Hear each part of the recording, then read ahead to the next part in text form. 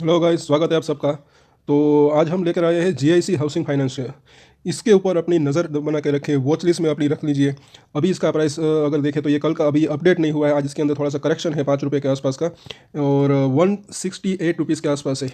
इसके अंदर देखें तो ये इसकी शेयर होल्डिंग पैटर्न अच्छी है। इसके जो एफ आई एस है वो इसके अंदर अगर देखें तो उसको इंक्रीज में हुए हैं, उन्होंने खरीदारी की है क्वार्टर ऑन क्वार्टर अगर देखें तो। साथ ही इसका जो पी रेशियो है बहुत ही ज़्यादा चीप वैल्यूएशन के ऊपर अवेलेबल है, तो कभी भी इसके अंदर देखें तो एक वैल्यू अनलॉकिंग हो सकती है।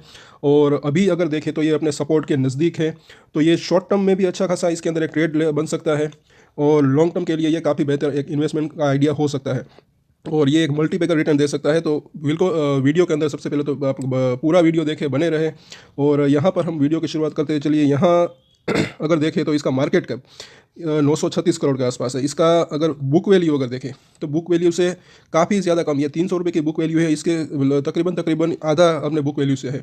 और इसका 52 वीक हाई इसने अभी अभी बनाया था पिछले महीने में 250 रुपये के आसपास, और 52 वीक जो लो है वो 108 रुपये है, तो अभी बिल्कुल ये बीच में काम कर रहा है। डिविडेंड यील्ड काफ़ी बढ़िया 2.5% के आसपास की, फेस वैल्यू अगर देखें तो 10 रुपये है। और इसके अंदर देखें तो पिछले समय में मैं आपको वो भी दिखाऊंगा कि ऊपर के लेवल के ऊपर, मतलब कि आप या तकरीबन ये कह सकते हैं कि 200 रुपये के ऊपर अगर देखें तो काफ़ी बढ़िया एक एक्यूमुलेशन हुआ था, काफ़ी बढ़िया डिलीवरेबल क्वांटिटी उठाई गई थी, उसके बारे में भी हम आपको आगे बताएंगे। तो यहाँ पर देखें तो अभी प्राइस इसका नीचे चल रहा है, अच्छा खासा मौका दे रहा है ये।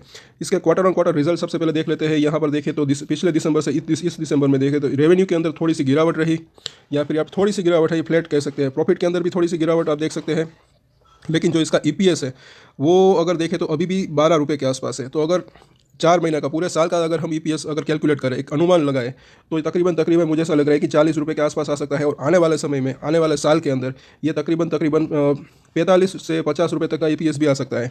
और इसको जो कि अभी इसका प्राइस काफ़ी लो है, सिर्फ और सिर्फ इसको 10 का पी रेशियो भी दे हम, सिर्फ और सिर्फ 10 का, तो भी इसका जो प्राइस है जो मुझे लग रहा है कि ये 400 से 500 तक जा सकता है आने वाले समय में, हो सकता है, क्योंकि मार्केट की कंडीशन अभी ख़राब है। तो जब मार्केट स्टेबलाइज होगा तब इसके अंदर देखें तो एक अच्छी खासी तेज़ी आने की उम्मीद है। और इसके अंदर इसके टेक्निकल चार्ट के बारे में भी हम आगे जानेंगे। यहाँ पर इसके साल दर साल अगर रिजल्ट देखें तो रेवेन्यू एकदम फ्लैट है, और नेट प्रॉफिट भी अगर देखें तो उसके अंदर जो देखें इंक्रीजमेंट हुआ है एक। आगे इसका ये आप इसके लिस्टेड पीएस आप सबके सब देख सकते हैं।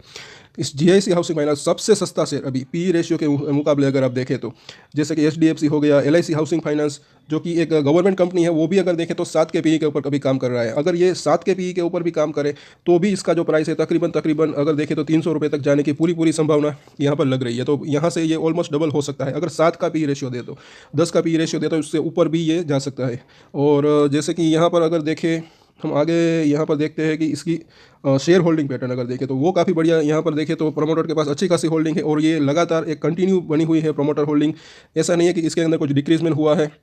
और एफ अगर देखें तो फिलहाल यहाँ पर देखें तो एफ की होल्डिंग काफ़ी यहाँ पर कम थी दिसंबर 2020 में, लेकिन उसके बाद अगर देखें तो अभी फिलहाल इसके अंदर जो है एफ अब फिर से जो है इंटरेस्ट लेना चालू हो गए हैं। और यहाँ पर इसके अंदर पिछले क्वार्टर के मुकाबले इस क्वार्टर में अगर देखें, दिसंबर क्वार्टर में थोड़ी सी इंक्रीजमेंट हुई है और बड़ी है, और हो सकता है कि आने वाले समय में और भी एफ जो है इसके अंदर एक वैल्यू बाइंग आए।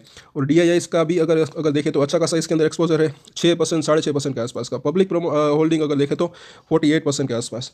और यहाँ पर अब ज़रा ध्यान से सुनिए, यहाँ ये इसका एनएससी की आज का इसका कारोबार अगर देखें तो सबसे पहले आपको मैं समझाना चाहता हूँ, ये फ्री फ्लोट मार्केट कैप का मतलब होता है कि इतने रुपए के शेयर अभी अवेलेबल है मार्केट के अंदर ट्रेड करने के लिए। और इसको हम अगर इसके करंट मार्केट प्राइस से अगर डिवाइड करेंगे तो जो नंबर्स निकल कर आएगा तो वो जो है नंबर्स इतने जो है शेयर्स हो गए, तो ये तकरीबन तकरीबन अगर देखें तो 3.5 करोड़ के आसपास के शेयर अभी अवेलेबल है, आप ये मानकर चल सकते हैं। और अभी फिलहाल 1 बजे की तक की बात करें तो इसके अंदर आज भी अगर देखें तो 87,000 के आसपास का एक डिलीवरी उठाई गई है, और करंट मार्केट प्राइस जो है इसका 168 रुपीज़ के आसपास चल रहा है। और यहाँ पर ज़रा आप देखें, और यहाँ पर एक आप गौर करें तो ये जो मैं बॉक्स बना रहा हूँ ये डिलीवरेबल क्वांटिटी है। और यहाँ पर अगर देखें तो ये 6-7 दिनों की मैं बात करूँ, और ये बात है दिसंबर से जनवरी महीने की शुरुआत में, मतलब कि 1-1.5 महीने पहले की। तब अगर आप इसका प्राइस ज़रा देखें तो ये 212 से 225 रुपये के आसपास था। और तब इसके अंदर देखें तो एक अच्छा खासा एक्यूमुलेशन हुआ था।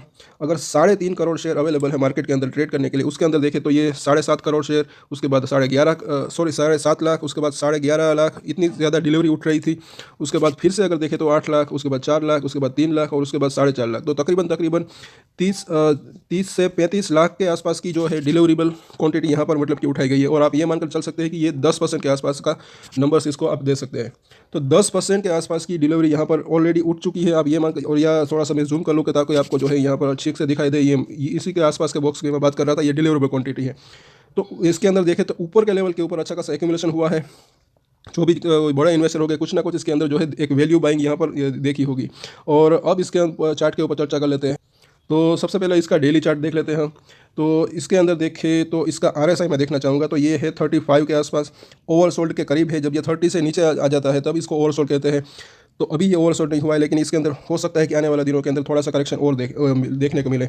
यहाँ पर देखें तो आप ध्यान से सुनिए, शॉर्ट टर्म और लॉन्ग टर्म दोनों ही स्ट्रेटजी को आप ज़रूर देखें।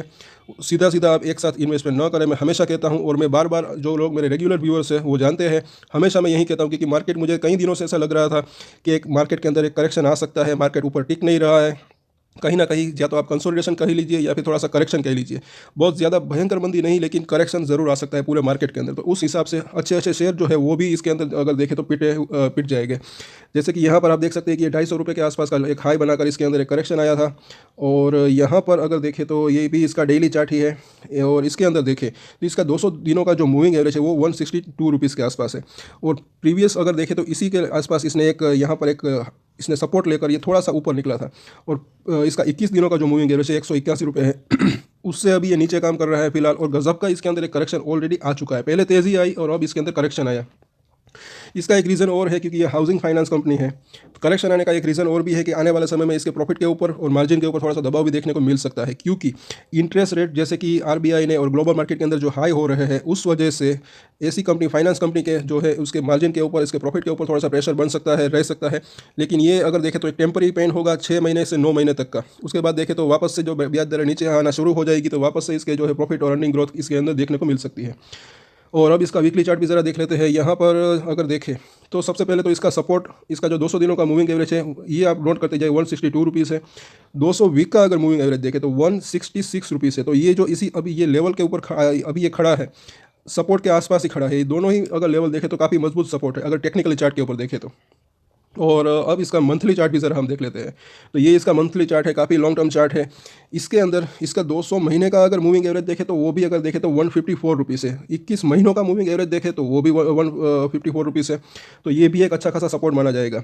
अगर ये इसको तोड़ता है 160 रुपीज़ से नीचे जाता है तो 150 से 155 रुपीज़ के आसपास एक अच्छा खासा सपोर्ट इसको मिल सकता है। तो आप ये मानकर चल सकते हैं कि तकरीबन 150 रुपये के आसपास इसको एक बढ़िया सपोर्ट मिल सकता है यहाँ पर टेक्निकल चार्ट के ऊपर। और साथ ही साथ इसके जो फंडामेंटल है वो भी कहीं ना कहीं इसी लेवल के आसपास इसके अंदर एक वैल्यू बाइंग कहीं ना कहीं आ सकती है।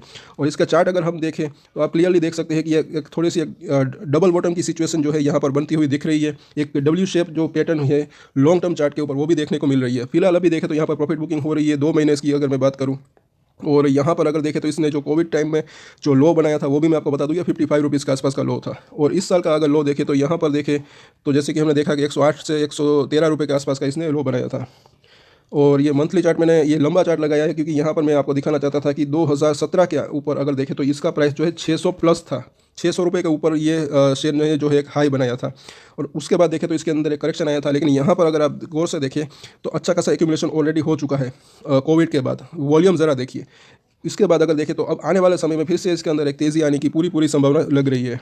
तो इसके ऊपर अपनी नज़र बना कर ज़रूर रखें। और गिरावट में जैसे ही मौका मिलता जाए तो मुझे ऐसा लग रहा है कि स्ट्रेटजी क्या रहनी चाहिए। सबसे पहले मैं जो है शॉर्ट टर्म की आपको स्ट्रेटजी बताऊं तो यहाँ पर जो मुझे सपोर्ट दिख रहा है, अगर मार्केट के अंदर ज़्यादा करेक्शन आता है तो 150 रुपीज़ से देखें लेकर 160 रुपीज़ के आसपास अगर देखें तो काफ़ी बढ़िया इसके अंदर जो है यहाँ पर एक सपोर्ट बन सकता है। तो शॉर्ट टर्म के लिए अगर आप ट्रेड लेना चाहें तो इसी भाव के बीच एक आप वैल्यू बाइंग कर सकते हैं। लेकिन हमेशा मैं कहता हूँ कि अगर आप बाई करना चाहें तो आप 2 स्टेप में बाई कर सकते हैं, आधा आधा करके। अगर आपको 1000 रुपये के शेयर लेने हैं तो आप 500 रुपये के ले सकते हैं।